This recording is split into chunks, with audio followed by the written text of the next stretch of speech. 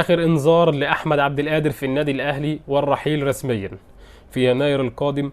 أحمد عبد القادر خارج النادي الأهلي نظرا لما بدر منه من سوء سلوك مع مارسيل كولر، وتفاصيل كتير هقولها لك دلوقتي. ولكن زي ما احنا متعودين، انتش اللايك للفيديو، صلوا على النبي، اللهم صل وسلم وبارك عليك يا سيدي يا حبيبي يا رسول الله. وزي ما احنا متعودين دايما اشتركوا في القناة عشان الفترة اللي جاية فيها كلام وتفاصيل وفيها فيديوهات أخبار صعب تسمعها في أي حتة. ايه القصة ايه الحكاية هقول لك، ولكن تابعني عشان اعرفك كل التفاصيل. ما تنساش تفعل الجرس على الكل. قصة احمد عبد القادر ومشكلته مع كولر، حصل صدام بين كولر واحمد عبد القادر، صدام مش اساءة ادب، لا صدام معنوي وصدام في التوجيهات.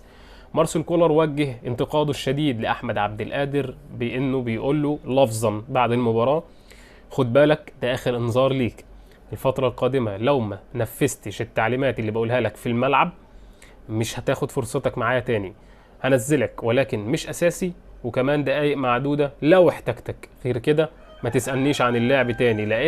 لان احمد عبد القادر كان بيشتكي من قلة اللعب.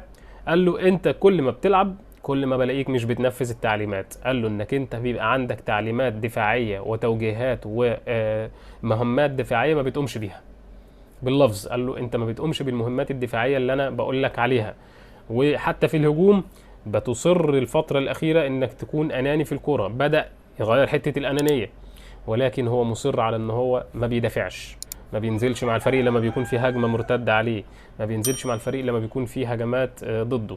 فكانت توجيهاته دي من كولر.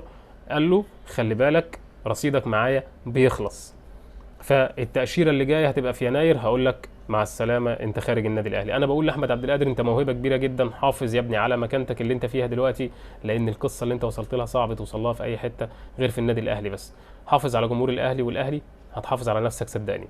في النهاية لايك واشتراك، تحياتي ليكم، اشوفكم في فيديو جديد. ما تنسوش مع احمد اللفندي الحقيقة بس عندي. تحياتي ليكم، سلام.